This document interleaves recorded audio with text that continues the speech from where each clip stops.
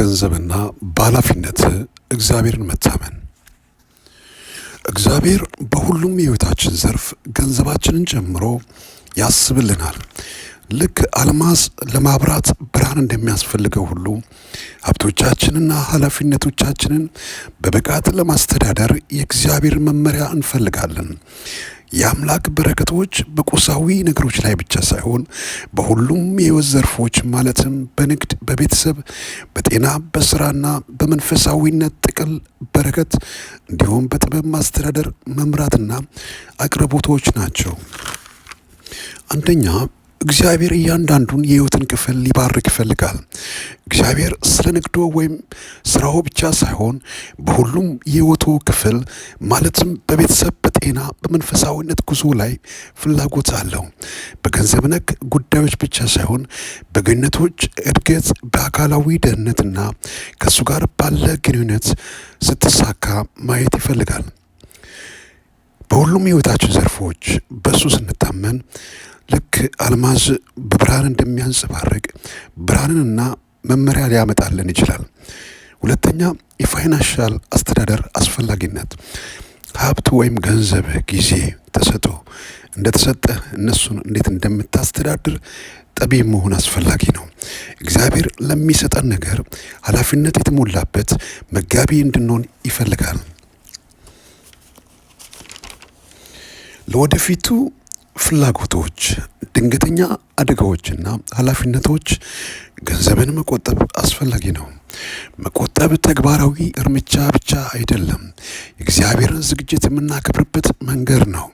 ምሳሌ 21:20 ጥበበኞች ጥሩ ምግብና የወይራ ዘይት ያከማቻሉ፣ ሰነፎች ግን ምግባቸውን ያወድማሉ በማለት ያሳስበናል። መቆጠብ መጽሐፍ ቅዱሳዊ የጥበብ መርህ ነው። ቁጠባና ወጪን ማመጣጠን ለወደፊቱ በመቆጠብና በሚያወጡት መንገድ ብልህ በመሆን ገንዘቡን ማስተዳደር አስፈላጊ ነው። አስፈላጊ ባልሆኑ ነገሮች ላይ ወጪ ከማድረጉ በፊት ለቁጠባ የሚሆን የተወሰነ ነገር ይለዩ። ኃላፊነቶቻችሁን አስታውሱ። የቤተሰብ ፍላጎቶች፣ ጤናና ሌሎች ግዴታዎች እግዚአብሔር ለፍላጎቱ እንደሚሰጥ እመኑ። ነገር ግን በመቆጠብ በጀት በማውጣትና በማቀድ ንቁ እርምጃዎችን ይውሰዱ። ሌላው አራተኛው በገንዘብ እግዚአብሔር መታመን። ስጥ ይሰጣል እንደሚል ለጌታ ቤት ከመስጠት ጀምሮ ለተቸገሩት ጎናቸው ከመቆም ጀምሮ እጅን ለመቀበል ሳይሆን ለመስጠት ከመዘርጋት ጀምሮ። ሌላው ጌታን መታመን ማለት እሱ እንደሚባርክ በጥበብ በጸሎትና በእምነት ሀብትን በንቃት ማስተዳደር ነው። ፊልጵስዩስ 4:19 አምላክም እንደ ባለጠግነቱ መጠን በክርስቶስ ኢየሱስ የሚያስፈልጋችሁን ሁሉ ያሟላላችሁ ይላል። እግዚአብሔር ያዘጋጃል፣ ነገር ግን ተጠያቂና ጥሩ መጋቢ እንድንሆን ይፈልጋል። የእርሱን መመሪያ ስናከብር እና ከፈቃዱ ጋር የሚስማሙ ውሳኔዎችን ስናደርግ የእግዚአብሔር በረከቶች ያለማቋረጥ ይፈሳል። አምስተኛ፣ ፋይናንስን በአክብሮትና በቅንነት መያዝ። ስኬት እግዚአብሔር የሰጣችሁን በረከቶች እንዴት እንደምትይዝ የሚያሳይ ነጸብራቅ ነው።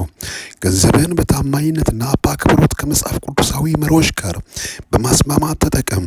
ይህ የሚከተሉትን ሊያካትት ይችላል።